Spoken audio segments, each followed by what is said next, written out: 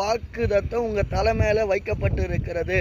நீங்க போகிற இடத்துல எல்லாம் அந்த வாக்குத்தத்தம் உங்க பின்னாடியே கடந்து வரும்.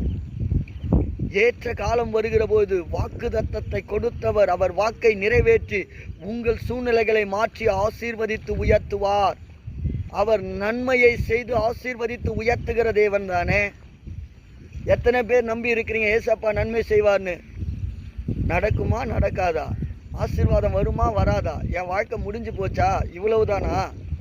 எல்லாமே அழிஞ்சு போச்சே, நான் என்ன பண்ண போகிறேன்? என் வாழ்க்கை கேள்விக்குறியாகி போச்சே அப்படின்னு நினைக்கும் போது அப்பா உங்கள் முன்னாடி வந்து எல்லாத்தையும் தூக்கி தூர போட்டு என் பின்னாடி வாடா, நான் உன்னை பார்த்துக்கிறேன் சொல்கிறாரு. நீங்கள் இன்றைக்கி எத்தனை பேர் ஏசப்பாவை கரம் பிடிச்சு அவர் பின்னாடியே போக போகிறீங்க? அவர் கையை பிடிச்சிக்கோங்க, ஏசப்பாவை கையை பிடிச்சிக்கோங்க. ஏசப்பா உங்களை ஆசீர்வதிப்பார். இயேசு சாமி உங்களை நடத்துவார். மனுஷனுடைய திட்டங்களை காட்டிலும் தேவ திட்டம் பெரியது. நம்புற